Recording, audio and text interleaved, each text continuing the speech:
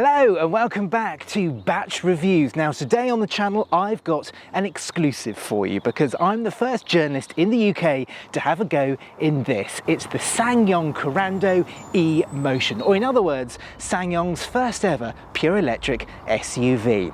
But before I explain everything you need to know about it, make sure you subscribe to the channel, switch on those notifications, and if you've got any questions, do drop them below. Right then, let's get on with it.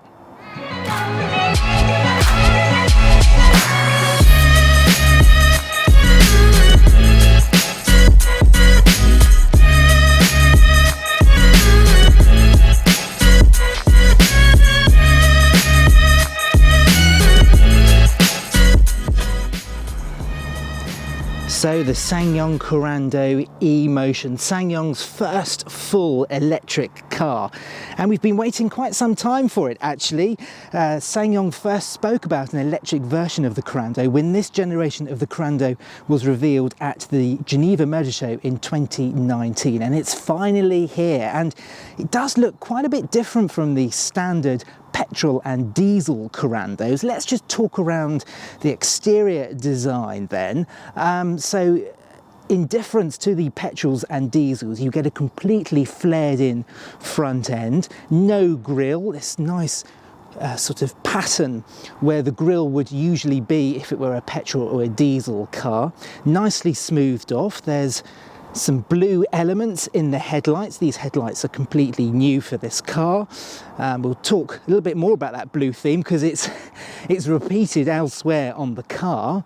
We've got an E-Motion badge on the bumper there, so you're left in no doubt that this is the pure electric version. We've got 17-inch alloy wheels on this car. Nice, simple, unfussy design. We've got the charging port here. We'll talk a little bit more about that later on. Blue wing mirrors.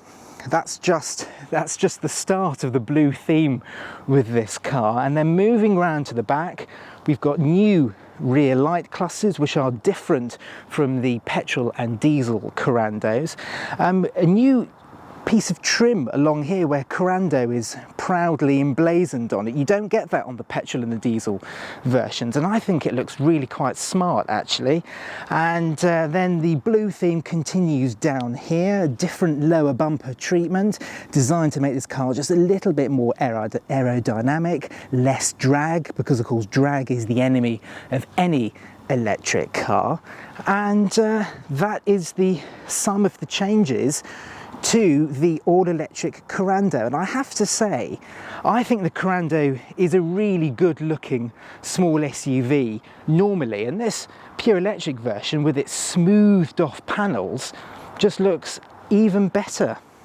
Let's talk about what's under the bonnet then. So you'll find a 61.5 kilowatt hour battery, and that's hooked up to an electric motor powering the front wheels with 188 brake horsepower, meaning this pure electric Korando is the most powerful Korando you can buy. Now that 61.5 kilowatt hour battery gives you a range of 210 miles, and the max charging speed of this car is 100 kilowatts. So it will easily take a rapid charge from a 50 kilowatt on-street charger, for example.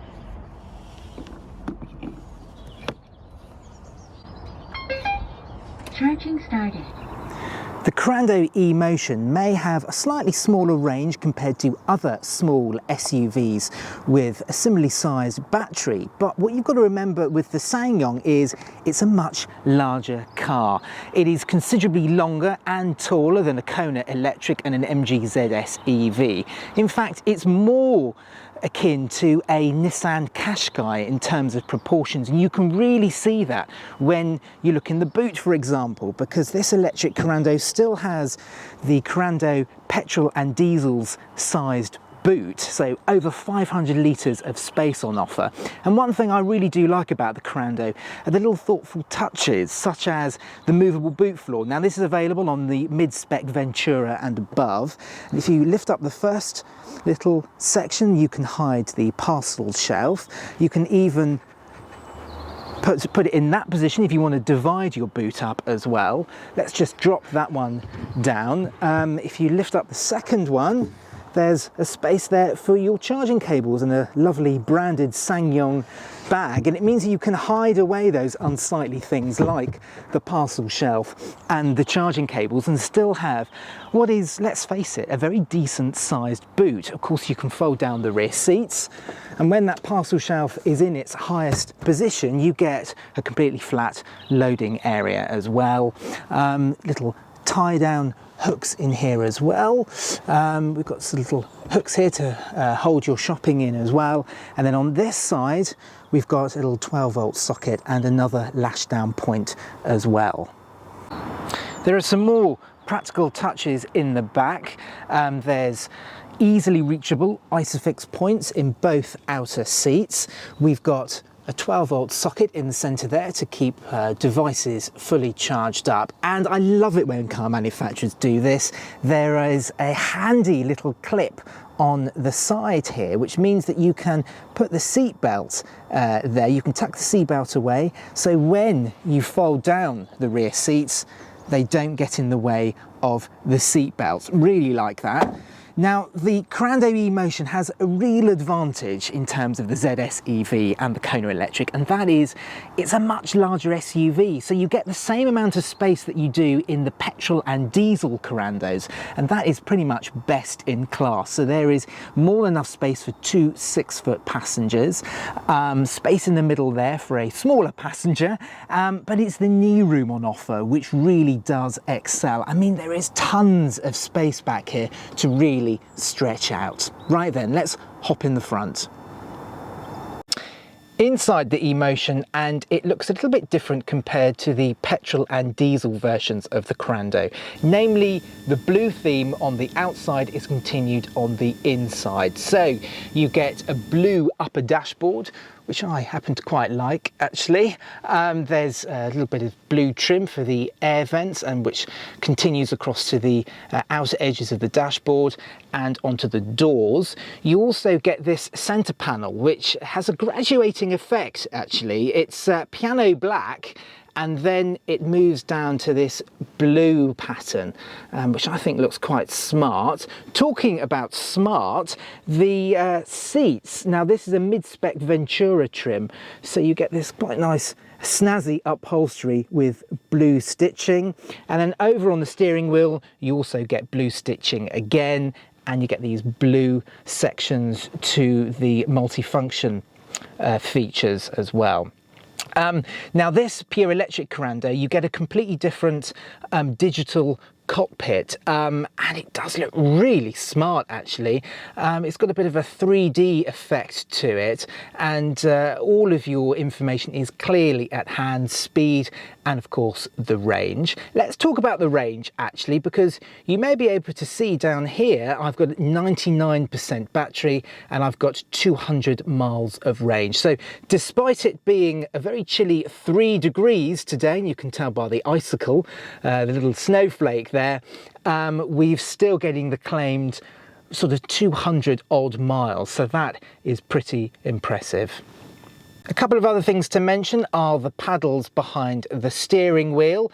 Now, they don't control the automatic gearbox because, of course, this is an electric car. It doesn't have a gearbox with conventional gears like in a petrol or a diesel car. Here, they control the level of brake regeneration, which is great if you want to eke out the electric range. And the other thing I just want to mention is the gear lever. It's completely new in this pure electric version. It looks very smart as well. Down here there's a drive mode function as well, and then over here 2 features which I think really do it shows that this car has been well thought out. There's an automatic locking function for the charging port. This button is a really great feature. Not all electric cars in this part of the market have this, and this is pre-programmable timing. So for example, you may come home of an evening and want to put the car immediately on charge at 5 p.m. for example, but you may not want the car to actually physically start charging until 1 a.m. Perhaps you've got cheap off-peak electricity, for example. So you just prod that button to a pre-programmed setting, you plug the car in at 5 o'clock in the evening, and then the car starts charging at 1 a.m. And the only other thing to mention is the spec. Now, this is a really early drive of this car. SsangYong is still confirming all the specifications, but there's going to be 3 versions of this car. They're going to mirror the petrol and diesel range. The Ventura is the mid-spec car, and that comes with a 9-inch navigation system. This car here is equivalent to Ventura spec, I should add. It's got fabric seats, heated seats as well. We've got that luggage board in the back, which I mentioned, and this car comes with a charging cable as standard. Not all electric cars come with a charging cable as standard, it should be noted. And then the top spec ultimate version, well, that comes with leather seats. They're heated front and rear. There's an electric tailgate, heated steering wheel, front and rear sensors, and a really good feature which you often have to spend extra on cars like the VW ID4, for example, is a heat pump, and SsangYong throws that in free of charge on the ultimate spec. Right then, let's get this car out on the road. Right, and let's start up the Korando eMotion, and there's a little tune that plays that says you may now drive the vehicle. The car is ready to go. It's such a different experience, this, because I'm just used to pressing the starter button and a big diesel engine sort of croaks into life. But here it's just complete silence. Move the gear lever into drive, release the handbrake, and then as soon as you do that, I don't know if you can hear it, but there's this electric kind of whir that starts. And let's move off, and that whir increases. Very futuristic and techy. It's such a different experience, this, because I've driven many Korandos, and you know, you're just so used to having that big engine under the bonnet making a lot of noise, but here, as you'd expect, there is complete and utter silence. Although, having said that, just because you're driving an electric car doesn't necessarily mean you're going to have a quiet, hushed driving experience. Now, as I often say on this channel, electric cars, they aren't always quiet. When you take away the engine under the bonnet, it amplifies all the other noises. You know, your ear tends to tune into things like tyre roar and wind noise. Now, especially at 30 miles an hour at town speeds, you can sort of pick up lots of little noises, little potholes and things, but it is super quiet. Even when you, like I am now, starting to quick the pace up a little bit, it still remains very, very hushed in here. Now, one thing that does immediately strike me with this eMotion is SsangYong have kept the slightly stiff suspension setup you find in the petrol and diesel Korando, and I happen to like that. I quite like a little bit of a firm ride in a car. It's not, by no means is it uncomfortable. I mean, even when you do hit a pothole, you feel sort of well isolated from the actual hole. The car doesn't bang or crash into it. You're just aware of hitting a slight imperfection in the road. Now, the big benefit to having a stiff suspension setup is it improves the body control, and you find that with the eMotion. I mean, I'm just coming to a corner now and throw it in, and it doesn't lollop around like you might find in another small SUV. It feels very well tied down to this eMotion. Now, we've quickened the pace up again. We're up to 60 miles an hour now, and it's just so impressively quiet. Now, there are a number of drive mode settings. There's Eco, Comfort, Sport, and Eco Plus. We're driving around in comfort mode at the moment. Good balance between pretty good speed and sort of easy usability. Let's put it into sport. The drive mode display turns red, and let's just put our foot on the throttle, and yeah, it shifts. That's That's a nice progressive throttle, actually. You're not sort of hurled back into your seat sort of Tesla style, because trust me, that's fun for around 5 minutes, but once you get over the wow factor, being hurled back into your seat every single time you want to accelerate onto a motorway, for example, does get pretty tiring. It's got a nice kind of throttle response, but it's just not too insane. The steering is just a little bit heavier as well. Let's just pop it back into comfort mode. Really nice digital display in this car. It's quite a big upgrade from the other Korandos in the range. There are a number of different modes that you can go for. I particularly like this one, where you can see the energy flow, you've got your speed right in front of you, and you've got the range on the right hand side. Now let's talk a little bit about brake regeneration. Now there isn't a B mode in this car. If you want to increase or reduce the amount of brake regeneration, you play with the paddles on the right hand side. If you pull the one on the left, you increase it. There are three settings to this. We're in the highest setting now. If I take my foot off the throttle, the car pretty gradually comes to a halt. It's not one mode, it's not one pedal driving at all, but it really does put the anchors on quite nicely, actually. Let's take it back off again into the first setting, which is sort of the default setting. Just gently drive along. It is so relaxing to drive. Being front-wheel drive, the Korando e-motion is perfectly aligned with its rivals. Things like the Kona Electric and the MG ZS EV are all front-wheel drive, and that is where the market is at the moment.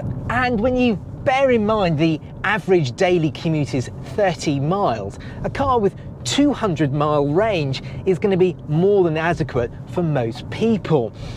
Now I'm going to have to do a full efficiency test of this car later on. This is a very early car in the UK, and it would be unfair of me to put it through a proper efficiency test. But at the moment, just looking at the screen in front of me, I'm now down to 94% battery, and I've just clicked under 190 miles. It does seem to be sort of mile for mile the battery goes down, which is exactly what you want, isn't it? And like I said, when I got in this car, it was showing 3 degrees, the snowflake was on, and yet I still had a range of 200 miles. I was expecting a lot more battery depletion than that, so that is pretty impressive. The e-motion is front-wheel drive. The four-wheel drive version of the Korando remains the preserve of the diesel version, and this is exactly where the market is. Value for money, front-wheel driven, 200-mile odd small SUVs. It's going to be where the competition is going to be at its most fierce in 2022. So what do I think to this pure electric SsangYong Korando then? Well, with prices starting at $31,995, it's on the money. It just comes under the new government plug-in car grant threshold of £32,000. It's got a 200-odd mile range, and it's incredibly well equipped, especially the top spec car. Things like the heat pump are thrown in free of charge, which manufacturers higher up the pricing scale, such as Volkswagen and Skoda, for example, don't throw those items in. So it's on the money in terms of the money, it's on the money in terms of the specification, and when you throw in the fact that there is plenty of space on offer here, this SsangYong Korando e-motion may well be one of 2022's best value electric cars. That's it for this very short video review of this pure electric Korando. I hope to be able to drive it a little bit longer very soon. But if you've liked this video, please do subscribe to the channel, switch on the notification button, and if you've got any questions at all, do drop them in the comments box. Until next time, thanks very much for watching, and bye-bye.